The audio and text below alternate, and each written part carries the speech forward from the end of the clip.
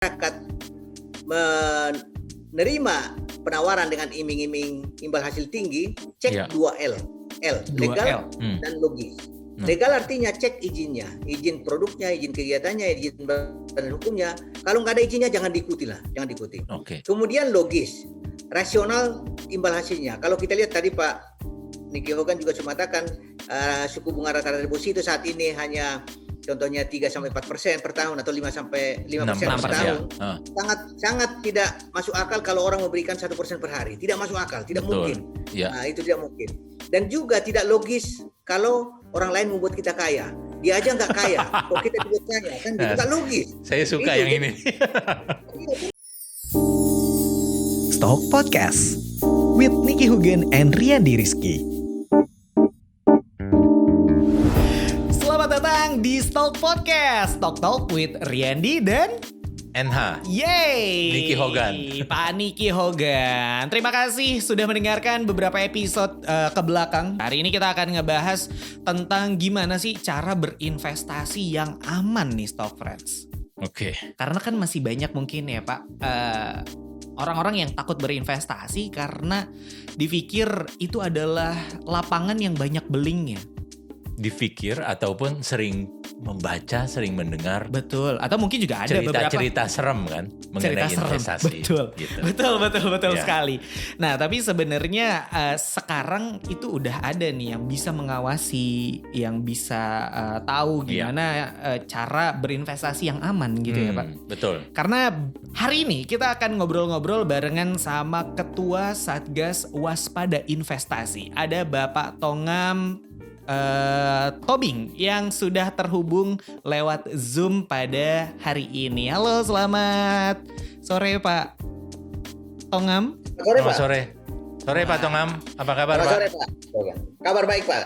Alhamdulillah. Mantap. Luar biasa. Semangat ya. Semangat selalu. Biar pandemi tetap semangat kita. Luar biasa, udah standby juga lagi nih backgroundnya nih. Apalagi bicaranya Satgas gitu ya. Satgas mah harus selalu Oke. Satgas Waspada Investasi dari OJK gitu, Otoritas Jasa Keuangan yang diketuai langsung oleh Pak Tongam. Hari ini udah mau nih terima ngobrol-ngobrol di Stock Podcast. Terima kasih ya Pak Tongam ya. Ya Pak. Oke, langsung aja nih Pak Tongam, kita pengen tahu apa sih sebenarnya Satgas Waspada Investasi, terus dari tahun berapa nih berdirinya nih Pak? Ya, terima kasih Pak.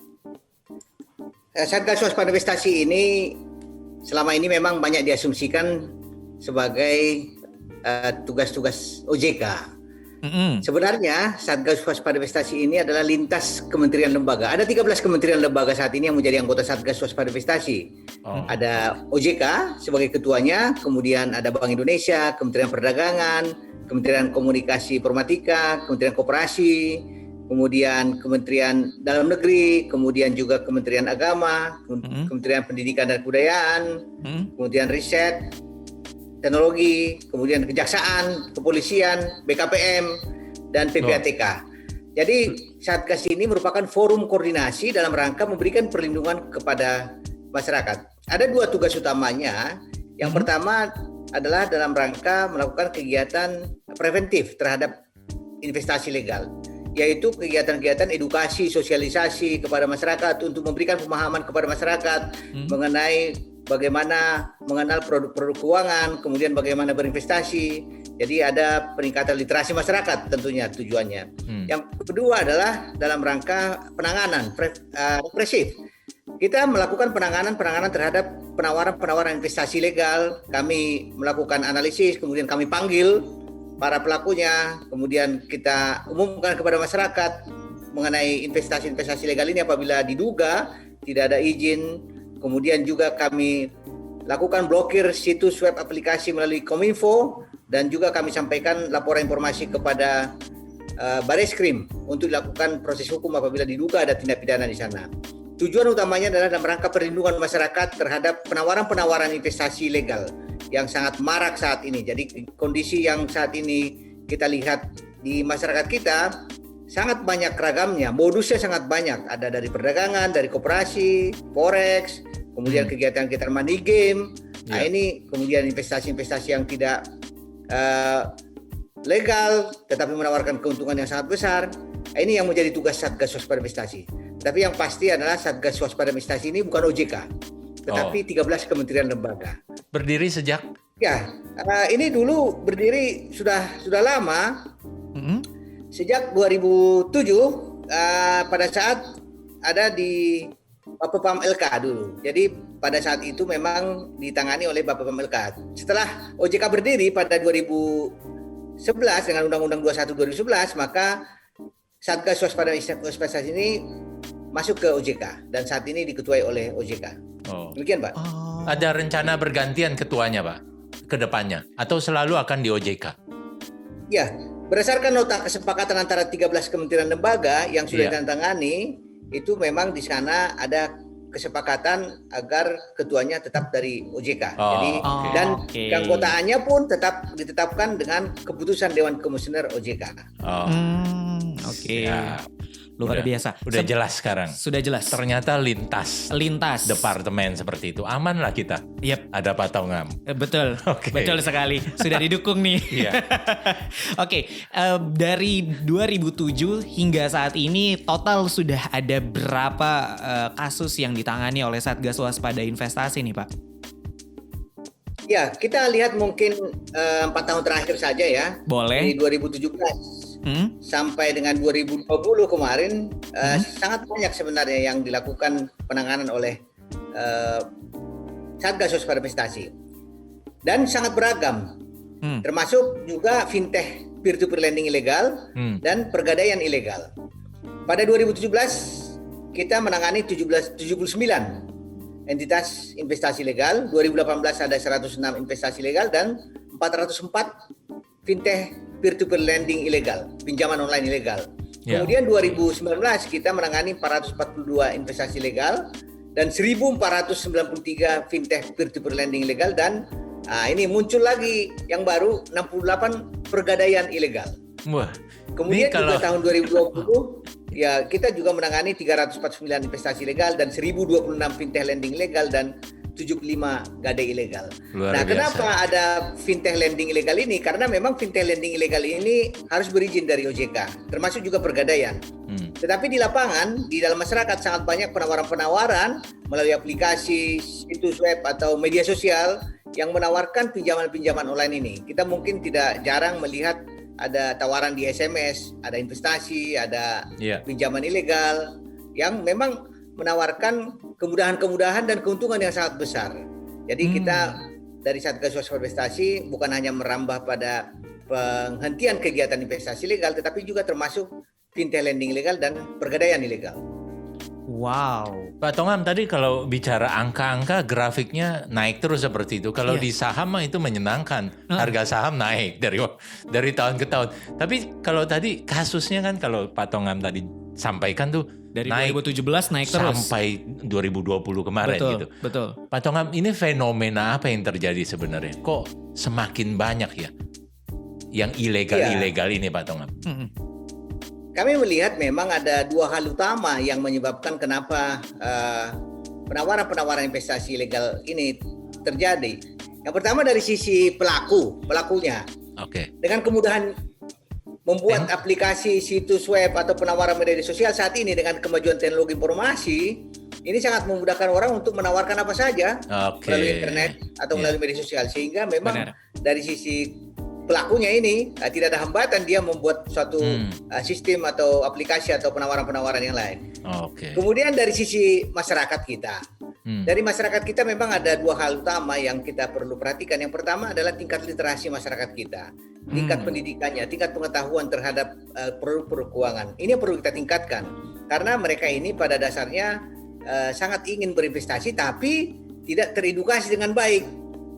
Nah, itu yang pertama. Yang kedua, memang sebagian masyarakat kita ini sangat mudah tergiur dengan investasi-investasi yang memberikan keuntungan yang besar. Ada greedy di sana sebenarnya. Jadi, greedy ya Pak ya? Kata kuncinya greedy Pak. Tidak cukup dengan apa yang ada saat ini. Ditawarkan 10% per bulan, mau. Bahkan ditawarkan 1% per hari untuk investasi forex tentunya mau. Padahal itu kan sebenarnya tidak ada bunga yang fix di sana dalam investasi itu. Karena memang bisa saja hilang uang kita. Bisa saja kita dapat gain di sana. Tapi pada dasarnya memang dua hal itu. Yang paling kita tidak masuk akal adalah memang kondisi masyarakat kita yang butuh uang tetapi sangat terjebak dengan penawaran investasi legal ini karena butuh uang cepat, ingin cepat kaya, ingin cepat dapat mobil, ingin cepat dapat rumah. Kita lihat contohnya beberapa penawaran yang dulu ada Mi-Miles contohnya, walaupun diputus bebas ya.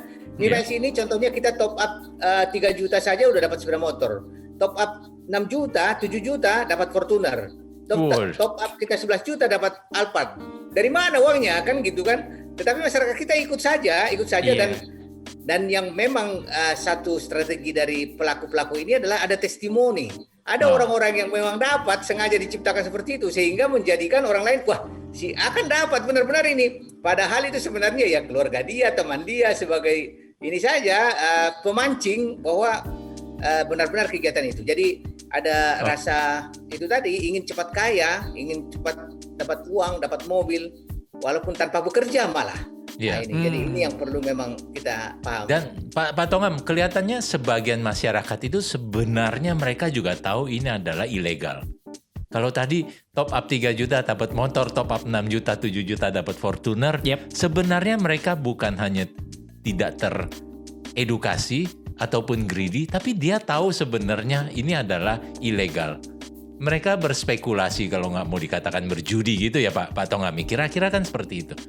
Ya mereka ada yang mengetahui sebenarnya kegiatan-kegiatan ini adalah kegiatan yang tidak masuk akal sebenarnya. Tetapi karena tadi ada testimoni tadi, dapat motor, ada si Anu dapat motor, dapat emas, dapat ini, diciptakan sedemikian rupa sehingga semakin banyak orang. Karena bagaimanapun juga pelaku-pelaku ini memberikan hadiah itu dengan sistem gali lubang tutup lubang sebenarnya. Peserta yang duluan mendaftar mungkin dapat juga sebagian. Tapi yang belakangan ini kan menjadikan rugi karena dia kalau cepat atau lambat money game seperti ini kalau sudah pesertanya tidak ada otomatis akan bangkrut sendiri sebenarnya. Menarik sekali ada dua sisi itu. Selain pelaku dan para korban seperti itu. Pelaku itu saya baru ngeh betul kata Pak Tongam, dengan kemajuan teknologi itu sedemikian mudah para pelaku membuat platform baru. Segala tools baru untuk menipu lah kira-kira. Iya, betul.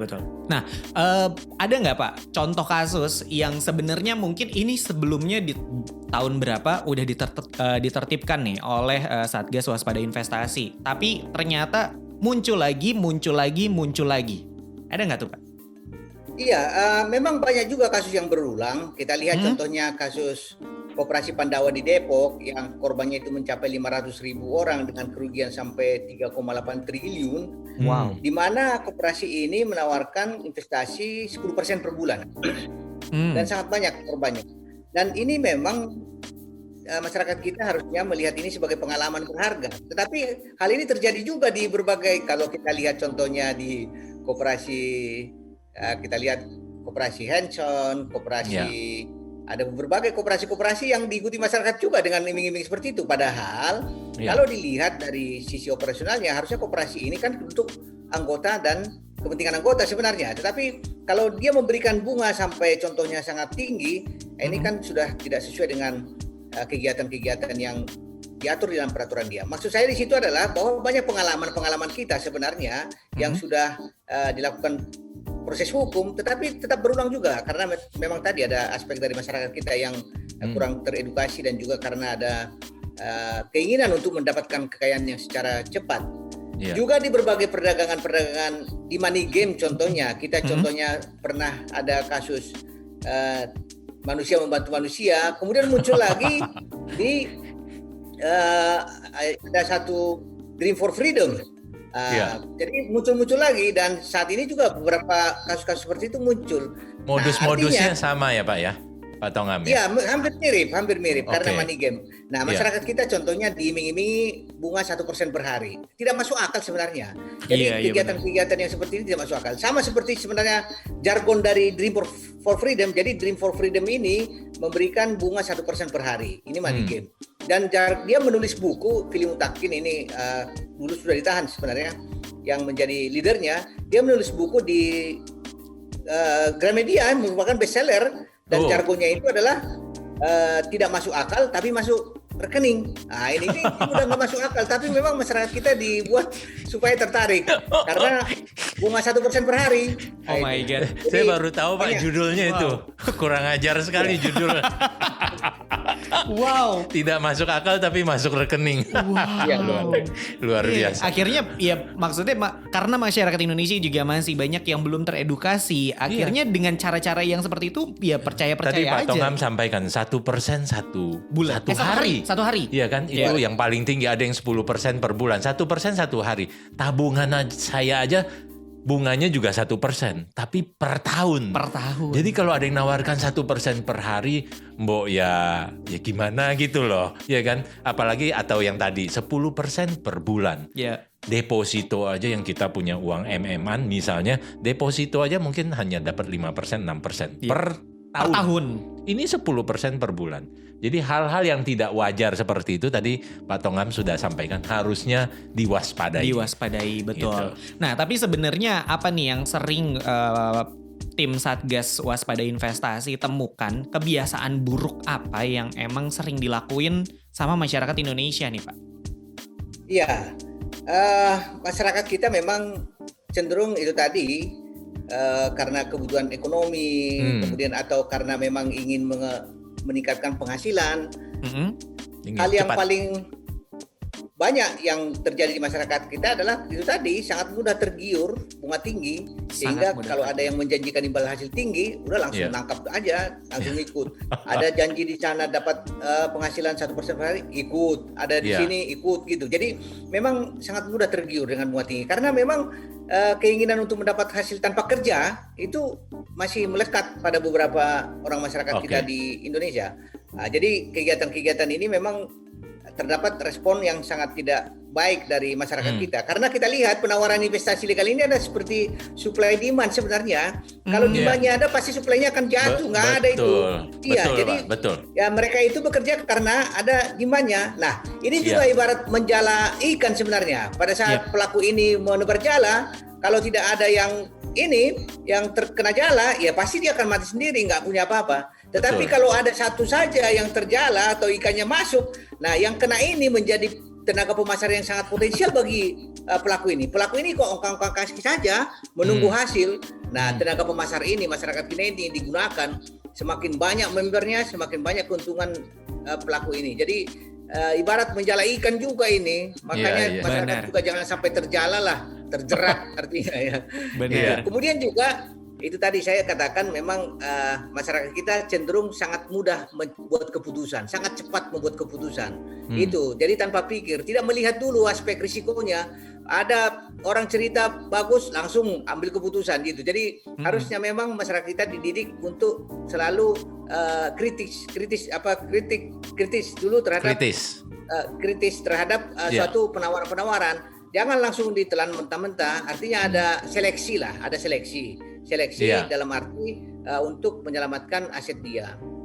Pak Tongam, saya satu hal dulu.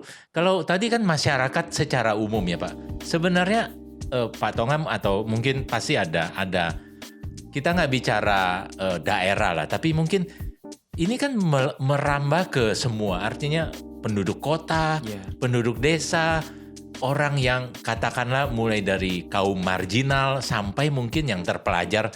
Pemetaannya tuh seperti apa Pak? Gambarannya. Jadi kalau saya misalnya seorang ibu rumah tangga dianggap biasa kalau kena investasi yang bodong. Tapi banyak juga katanya kaum terpelajar juga jadi korban. Kena, iya. Ataupun orang, nggak hanya orang kaya tapi orang yang miskin juga kena. Yang di kota atau di daerah, di desa juga. Itu terjadi merata Pak, seperti itu Pak?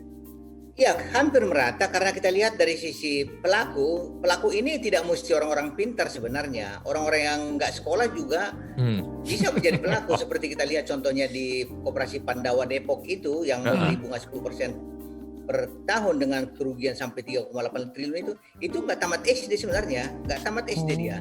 Tetapi dia didaulat menjadi orang yang sangat berhasil, bisa membangkitkan perekonomian Indonesia dengan memberikan bunga itu. Dan ini Pak Tongam, kasih bocoran dong, dia nggak lulus SD, tapi dia menipu sampai S2, S3 nggak Pak Tongam? Korbannya ada nggak S2, S3? Boleh nggak? Banyak korbannya. S2, banyak S3. Kok bisa gitu ya? Kemudian juga peserta ini nggak mesti orang-orang yang ini juga tidak bodoh, terpelajar, orang-orang yang ya. berpendidikan. Kita lihat contohnya kasus di Dimas Kanjeng yang di Probolinggo itu profesor dokter juga yang percaya Iya. bahwa Benar, uang benar, bisa benar. digandakan. Bagaimana Benar. mungkin uang bisa digandakan, nomor serinya cuma 1, tapi dia mengatakan bisa digandakan karena memang dia akali, mungkin benar juga sekali dapat. Tapi jadi merata. Nah, mengenai kegiatan-kegiatan ilegal ini kebanyakan korbannya memang di daerah perkotaan. Kalau kita lihat datanya di Oke. daerah kota-kota besar, sedangkan di daerah-daerah itu hanya ikut-ikutan contohnya. Karena memang saya melihat lebih wise ya orang-orang desa bekerja dengan tekun ke sawah, Oh. Benar, tanpa ada loncatan-loncatan yang ingin cepat-cepat kaya. Malah mereka kan heran mengatakan kok bisa dapat kaya cepat gitu. Memang Iya. itu lebih bijak Benar. orang desa kelihatannya. Benar. Orang kaya, Benar. orang kota yang lebih greedy, Pak ya. Benar. Soalnya Iya, mungkin karena kalau kebutuhan. kalau di desa mungkin mikirnya kalau misalkan kita tiba-tiba cepat kaya, pasti mikirnya pasti pesugihan. Oh gitu. Oke. Kalau di kota itu daya tariknya banyak. Jadi harus cepat kaya supaya ya itu mungkin pengeluarannya Iya, banyak, konsumtifnya banyak Benar. gitu ya Pak. Lebih Tongam, konsumtif ya. Jadi ya keinginan untuk kaya cepatnya itu jadi tinggi sekali gitu. Iya benar. Di desa juga kita lihat contohnya mereka melatih dari alam sebenarnya. Kalau umpamanya mereka menanam padi, tidak akan mungkin mereka dapat besok langsung. Tapi mereka akan menunggu sampai 3 bulan, 6 bulan. Jadi ada Iya. kesabaran di sana yang tercipta setiap hari dengan adanya pekerjaan-pekerjaan yang rutin di sana. Jadi Itu- mereka lebih sabar sebenarnya. Iya. Tidak cepat kaya lah. Karakternya lebih baik lah ya. Ups. Iya, lebih baik. Oke. Oke, kalau misalkan akhirnya kita menemukan sebuah investasi atau kayak ada indikasi penipuan gitu ya Pak. Gimana sih maksudnya caranya kita ngelaporin ke Satgas Waspada Investasi?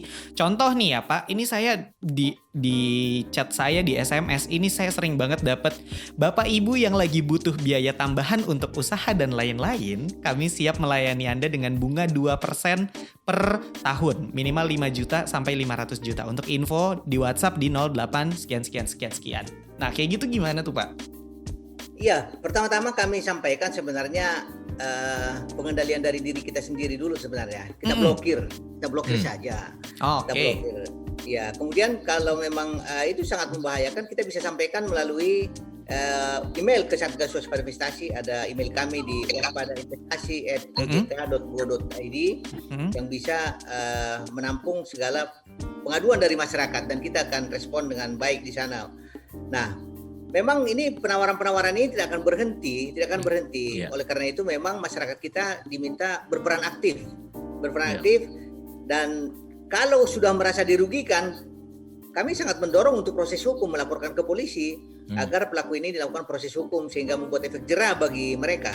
Jadi masyarakat kita yang sudah dirugikan oleh pelaku-pelaku ini jangan segan-segan untuk melapor ke polisi. Karena kami lihat juga ada perilaku masyarakat kita segan melapor ke polisi karena beberapa hal. Yang pertama, kerugiannya nggak seberapa lah, nanti makin banyak kerugian, ongkos kemana ini. Kemudian yang kedua, nanti dikira malu, dikira orang pintar kok ditipu gitu ya. Oh, udah Iya. S1 kok masih Bener, ditipu, kan? Bener. Ya, itu Ditipu juga yang tadi masalahnya. tidak lulus SD tadi Pak. Nah, ya, S1 kok itu tidak ditipu SD ya, itu juga Iya. ada rasa malu. Tapi kami Oke. mengharapkan masyarakat untuk melapor saja kalau ada kegiatan yang merugikan mereka. Iya. Tadi poin dari Pak Tongam baik sekali tuh. Jadi tawaran-tawaran seperti itu, langkah pertama kalau kita rasa itu tidak masuk akal, blok. Di blok aja. Di blok. Bener. Itu karena itu kadang-kadang kan kalau kita lagi waras, kita lagi pikirannya lurus. Ada satu saat di mana kita BU dan lain-lain, mungkin kita jadi tergoda Bener. untuk menjajaki tawaran-tawaran Bener sih. aneh itu. Jadi lebih Bener, baik bener. blok. Bener. Iya tapi meskipun Lu gua N. Yo, gitu istilah. Tapi Pak kadang ya si para penipu-penipu ini Iya. tuh dia punya segala macam cara Betul. gitu. Nomornya pun gak cuma Oh satu. iya, blok terus kita. Iya kan? Gitu ya Pak Tongam ya. Dia punya Iya. berbagai cara, kita blok terus saja seperti itu. itu tindakan dari kita pribadi nih maksudnya Iya. sebelum itu terjadi gitu ya. Iya. Tapi kalaupun memang terjadi Oke. berarti tadi caranya adalah dengan langsung menghubungi ke Satgas Waspada Investasi lewat email gitu ya Pak. Iya. Iya, Pak. Ada hotline juga kan Pak? Ada Pak hotline Tongam juga ya? ya? Hotline untuk bisa. Ya, ada hotline di 157 bisa Pak di OJK dan juga bisa di email waspadainvestasi.go.id. Oke, atau Oke. 157 hotline. 157 tuh Gampang Talk Friends. banget. Ya, Ya. itu OJK, hotline OJK. Oke. Iya, benar. Jadi bisa langsung teratasi lah kalau misalkan lewat Langsung hotline lebih lapor, cepat lah. Iya. Langsung lapor, langsung Iya. tanya gitu. Benar. Iya. Oke, jadi kayak gitu tuh Talk Friends. Lo kalau misalkan ngelihat sesuatu yang kayaknya nggak wajar, ditawarin kayaknya ini kok bisa tiba-tiba gede Iya. banget dan Iya, itu perlu waspada tuh. betul. Yang Iya. tawarin kan juga nggak cuman kadang-kadang dari handphone dan lain-lain. Benar. Kadang-kadang teman-teman kita, keluarga kita, ya kan? Bener Pak. Itu saudara, family kita, itu Bener. mereka juga harus kita mungkin lindungi tadi ya. Oh, kita coba cross check dulu ke 157. Iya betul. Bisa ya Pak ya, maksudnya lewat 157 kita cuma cross check juga pun bisa ya? Bisa seperti itu. Ya. Oh, oke. Terus berarti kalau di 2020 dan sekarang di awal 2021 nih Pak, menurut Pak Tongam ada modus baru yang jadi tren nggak nih? Yang perlu mungkin kita ketahui dan akhirnya kita waspadai nih Pak. Pak Tongam, saya melanjutkan itu. Saya baru dengar yang pegadaian itu Pak. Yang pegadaian ilegal itu. Mungkin Pak Tongam bisa cerita karena Boleh. ternyata itu malah jadi modus yang baru Pak. Ini teman-teman milenial yang suka ke pegadaian, suka gadein barang. Bener. Nah ini bisa dengar juga nih, ini ada pegadaian ilegal itu. Monggo Pak Tongam. Ya, kalau selama ini kan kita mendengar usaha pegadaian itu adalah PT Pegadaian. PT Pegadaian. Betul. Yang menyelesaikan masalah tanpa masalah. Kan Iya, Benar. mestinya. Ya. Ya. Sekarang ini pegadaian swasta sudah banyak Oke. yang muncul dan mendapat izin dari OJK. Namun demikian, seiring dengan waktu banyak juga pegadaian ilegal. Kalau kita lihat contohnya di sekitar-sekitar kampus, di sekitar-sekitar pusat perbelanjaan, itu pasti ada gadai yang ilegal, gadai handphone, gadai laptop, ya bahkan gadai apapun yang ada, gadai celana juga boleh. Nah, itu kalau mahasiswa kan biasa seperti itu, untuk malam mingguan kan apapun digadaikan. Kalau kami dulu waktu Oke. dulu. Nah, pegadaian ini sangat berbahaya kalau ilegal. Karena apa? Karena beberapa hal. Yang pertama, nilai barang kita bisa ditaksir tidak sesuai dengan yang sebenarnya. Yang kedua, kita membayar bunga yang sangat tinggi. Yang ketiga, bisa barang kita ini digelapkan, bisa dibawa lari sama dia atau digunakan. Nah, kondisi ini kan membuat kita harus hati-hati. Oleh karena itu, kalau masyarakat ingin melakukan penggadaian dengan jaminan barang, usahakan pada pegadaian yang terdaftar di OJK. Dan daftarnya bisa dilihat di website ojk.go.id. Jangan sekali-sekali menggunakan pegadaian ilegal, kan sangat dirugikan. Ya, dirugikan. Nah itu kalau dari pegadaian. Kalau dari segi modus yang lain nih Pak, yang Pak Tongam melihat beserta kawan-kawan gitu ya di 2020 dan sekarang di awal 2021, apa nih tren nih yang perlu kita ketahui, modus baru apa? Terutama kalau milenial tuh yang fintech. Fintech bener. Mungkin ya fintech Pak Tongam. Apa yang modusnya? Apa yang ditemui Pak? Iya. Iya. Di sisi penawaran investasi legal, memang yang kita temukan saat ini yang banyak itu adalah penawaran perdagangan forex sebenarnya, terutama perdagangan forex dari luar negeri. Jadi kegiatan-kegiatan mereka ini ditawarkan Indonesia, mereka punya representatif di sini, melakukan perekrutan anggota di sini dengan melakukan penawaran dengan bunga fix, padahal harusnya tidak seperti itu. Jadi ada yang menawarkan 1% per hari, 2% per hari. Nah, ini sangat mengkhawatirkan kita. Kemudian juga kita melihat ada skema-skema Ponzi, modus penjualan saham contohnya. Saham, tapi bukan saham yang dijual, tapi diberikan dengan investasi, memberikan bunga. Nah, saham yang dijual tapi dikasih bunga. Ini juga masyarakat kita harusnya jeli. Ada contohnya beberapa perusahaan itu ada yang kita sudah hentikan ya, ada Nusa Profit, Duta Profit, kemudian ada juga yang seakan-akan dia merupakan perusahaan legal, contohnya Mandiri Financial, padahal sebenarnya tidak. Kemudian juga ada manajemen aset, ada PT-PT yang mirip dengan manajer investasi atau perusahaan-perusahaan di Indonesia, tapi memang dibuat sedikit bedanya di sini. Jadi di dalam webnya itu mereka seakan-akan seperti itu. Ini banyak sekali yang dilakukan. Ini juga menjadi perhatian masyarakat agar jeli, jangan sampai terjebak yang palsu. Ini menjadi perhatian kita. Ini aspal banget ini. Ya, aspal. Iya, Asli, aspal ya. asli tapi palsu ya. Karena dia memakai nama-nama perusahaan-perusahaan yang sudah benar itu kan. Benar. Ya, Ya, beberapa yang dia memakai tapi dia plesetkan di belakangnya dan lain-lain. Betul kan Pak Tongam ya? Benar, Itu ya. benar. Oke. Jadi ada duplikasi web itu. Oke. Kemudian kita juga saat ini mengenal ada equity crowdfunding, kemudian securities crowdfunding. Nah ini dimanfaatkan juga oleh orang-orang yang tidak bertanggung jawab untuk mendopleng kegiatan-kegiatan ini karena memang ini masih baru dan masyarakat kita mungkin masih mencari bentuk. Tapi pada dasarnya masyarakat kita ajak untuk tetap mencari informasi sebanyak mungkin sebelum melakukan kegiatan-kegiatan ini. Seperti juga kita lihat contohnya dulu ada Joska ya. Ini juga menarik ini. Penasihat investasi ini kelihatannya sangat menarik karena mereka itu bisa mengarah kepada penasihat keuangan ya, bisa mengarah kepada penasihat investasi bahkan ke manajer investasi yang diatur di Undang-Undang Pasar Modal seperti Joska yang pada beberapa waktu lalu kita hentikan dan kita saat ini juga sampaikan laporan informasi ke kepolisian. Mudah-mudahan juga dilakukan penyidikan di sana. Nah, kegiatan ini pasti banyak. Dia berkedok seperti penasihat keuangan, tetapi juga mencampuri itu investasi para milenial ini, nasabah ini. Dan anehnya mereka ini tidak melakukan kegiatan berdasarkan peraturan yang diatur di dalam undang-undang. Dan juga mereka ini kalau kita lihat seakan-akan menyembunyikan diri, tidak punya website, hanya pada medsos, Instagram. Ini kan ada apa dengan perusahaan-perusahaan seperti itu? Ini menjadi pertanyaan kita. Oleh karena itu masyarakat kita kalau ada penasihat investasi tapi sudah menawarkan kegiatan-kegiatan manajer investasi atau penasihat investasi, ini juga perlu diwaspadai. Banyak sekali sekarang ini karena dengan istilah agregator saat ini, apapun bisa kita lakukan. Sebuah perusahaan yang mengatakan saya agregator, apapun bisa gitu. Jadi ini yang perlu diwaspadai masyarakat, jangan sampai terjebak dengan investasi, apalagi memberikan kewenangan untuk melakukan transaksi atas nama nasabah kepada perusahaan-perusahaan ini. Kalau penasihat investasi, kegiatan yang tidak usah kerja dapat uang. Contohnya ada di media sosial ada suatu paket berita atau kegiatan-kegiatan suatu perusahaan, kita hanya cukup like, dapat uang, dapat poin. Nah ini kan masuk akal juga sebenarnya. Ada seperti itu. Contohnya ada GoIns, ada like share. Ini masalah sebenarnya. Jadi masyarakat kita disuruh duduk saja di rumah, tidur saja dapat uang. Nah, kemudian ada juga seperti robot trading. Robot trading ini itu tadi, dimanapun dapat uang. Ya nggak mungkin lah, masa robot trading bisa menganalisis semua aspek perekonomian yang mengetahui. Dan profit terus. Jadi tidur saja dibayar katanya. Ini menarik, karena ini yang sangat diminati masyarakat kita.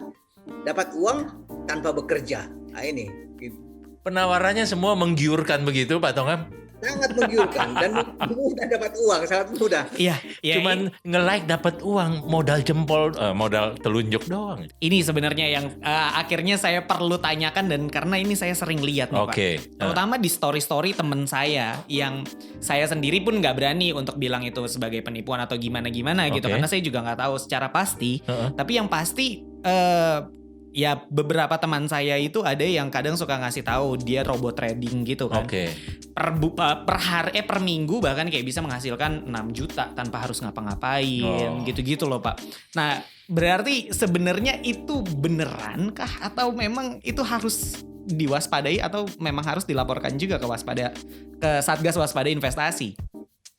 Iya, itu benaran terjadi dan kita sudah menghentikan beberapa kegiatan itu dan kami yakin masih banyak orang-orang yang seperti ini. Jadi contohnya ini juga menjadi perhatian kita bahwa pada saat hari ini kita hentikan, kita blokir, besok dia udah ganti nama, bikin baru lagi ya ini. Kejar-kejaran itu. Nah, itulah jadi yang perlu kita respon sebenarnya dari sisi demand-nya masyarakatnya. Iya, betul. Kembali ke supply demand tadi ya Pak Tongam ya. Iya. Karena dari sisi supply-nya sulit kita dengan kemajuan teknologi informasi sangat sulit bagi kita. Jadi pendidikan masyarakat yang kita utamakan. Iya. Oke. Jadi acara ini untuk demand nih, supaya demand teman-teman yang dengar udah tahu. Oh nggak lagi muncul demand kemauan untuk berinvestasi di yang ilegal itu. Iya, maksudnya apa yang ditawarkan mungkin bahkan nggak sebanding sama apa yang kita alami secara kerugiannya gitu. Oh iya. Jadi kerugiannya akan jauh lebih tinggi Oh, dibandingkan apa yang ditawarkan gitu ya, Pak. Traumanya itu loh. Iya, itu iya benar.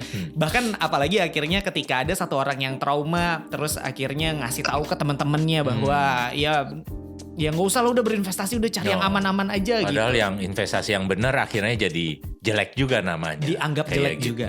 Benar. Nah, berarti secara solusi nih kalau dari Pak Tongam dan juga Satgas Waspada Investasi sebenarnya apa sih yang mesti dilakukan oleh masyarakat Indonesia, terutama juga mungkin untuk membedakan gitu ya mana yang investasi legal dan ilegal. Iya, sebenarnya sangat mudah melihat ciri-ciri investasi ilegal atau investasi bodong ini. Yang pertama adalah selalu menjanjikan keuntungan tidak wajar dalam waktu cepat. Itu ciri khasnya. Kemudian juga sering menjanjikan bonus atau hadiah-hadiah berdasarkan perekrutan anggota baru. Jadi member get member. Seperti kita ketahui harusnya dalam perdagangan itu semakin banyak barang yang kita jual, semakin banyak bonus kita. Bukan makin banyak orang yang kita tipu, semakin banyak bonus kita. Nah ini terjadi nih. Jadi barangnya nggak ada, tapi semakin banyak yang kita tipu lah. Artinya seperti ini contohnya, ada auto gajian namanya. Auto gajian yang kita hentikan. Auto gajian ini kita gajian terus setiap hari. Kalau kita rekrut orang, memang namanya auto gajian. Jadi ini nggak masuk akal. Tapi memang masyarakat kita sangat kreatif ya. Kreatif. Wow. Ada peluang orang yang mau gajian terus setiap hari, asal dia dapat member tiap hari, gajian dia. Ya kan tipu orang namanya. Tidak ada barang yang dijual. Nah, itu jadi Izin Pak Tongam, saya geli nih, saya ketawa terus dengernya. Auto Ya gajian. segala modus-modus itu loh, luar biasa. Oke, lanjut Pak Tongam. Nah, jadi keuntungan tidak wajar. Jadi perekrutan anggota seperti contohnya ada berbagai modus seperti multi level marketing, tapi multi level marketing tidak ada izinnya dia. Oke. Dia melakukan kegiatan-kegiatan menipu orang lain sebenarnya. Dan perlu sebenarnya kita ketahui bahwa orang lain itu sebenarnya bukan membantu kita, sebenarnya menipu kita. Kalau seperti orang Medan, kalau jujur dia bilang contohnya, saya contoh pelaku, Mas, Pak, Bu, kamu saya tipu ya. Iya, silakan tipu saya, kan gitu harusnya.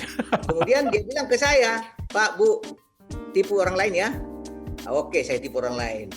Pak, Bu, tolong bilang sama yang kamu tipu supaya tipu lagi orang lain. Jadi tipu menipu terus gitu. Harusnya seperti itu kita pahami, bukan membantu kita, menipu kita sebenarnya. Iya, Kalau iya, memang benar. kegiatan-kegiatan itu sudah tidak wajar. Iya. Kemudian juga ada yang memanfaatkan tokoh agama juga sebenarnya. Jadi tokoh agama, tokoh masyarakat mereka rekrut. Contohnya di Cirebon. Di Cirebon itu Cakrabuana Sukses Indonesia yang sudah masuk proses hukum itu merekrut tokoh agama. Kita tahu Cirebon itu kota santri. Jadi kalau tokoh agama sudah ikut, banyak santri atau masyarakat yang ikut. Iya. Itu juga menjadi perhatian juga. Kemudian ada juga artis yang menjadi ikon mereka dimasukkan seperti itu. Kita lihat contohnya First Travel dulu, travel umroh yang memberi diskon-diskon itu, Iya. apa dengan hanya umroh murah bisa berangkat umroh, tapi pada kenyataannya adalah penipuan-penipuan. Nah ini, kemudian juga mereka selalu mengatakan klaim tanpa risiko, nggak ada risiko, untung terus. Padahal kita tahu investasi itu pasti ada risikonya. Risiko. Ya. Semakin tinggi keuntungan, semakin tinggi risikonya kan gitu. Tapi mereka mengklaim seperti itu.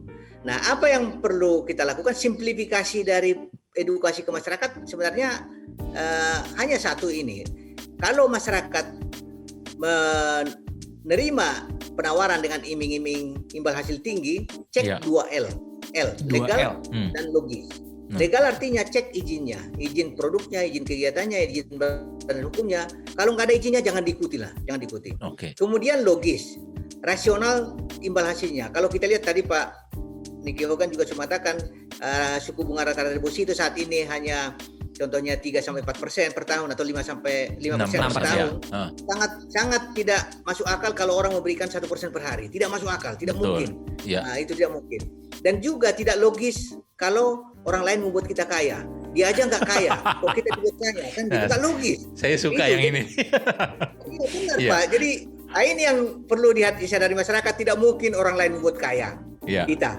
Betul. Karena dia juga miskin kan gitu. Gitu, Pak.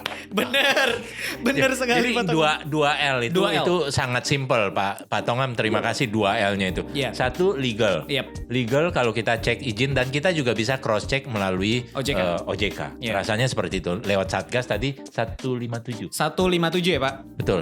Iya, benar, Pak. Kita bisa cek lewat 157. Dan yang kedua tadi kita sendiri udah menilai logis enggaknya Logis tadi. atau enggaknya, Itu benar. udah paling mudah. Termasuk yang tadi yang terakhir. Benar. Masa sih dia mau bikin kita kaya padahal dia masih nggak kaya-kaya gitu ya Pak Iya, Tongam. benar. Nah, terakhir nih mungkin ya Pak, dari sekian banyak cerita-cerita yang tadi sudah diceritakan oleh Pak Tongam, kasus-kasus yang ditangani gitu. Nah, gimana caranya kita bisa tetap yakin bahwa kita berinvestasi dengan aman, Pak? Dengan aman dan di jalur yang benar di gitu jalur ya, yang kira-kira benar, gitu ya. Ya, dan Oke. dan tentunya juga kita dijaga oleh regulator. Oke. Gitu. Kita pengen tahu nih gimana Ini kalau pertanyaan pamungkas ini. ya dari Pak Luar Tongam. biasa, Rian.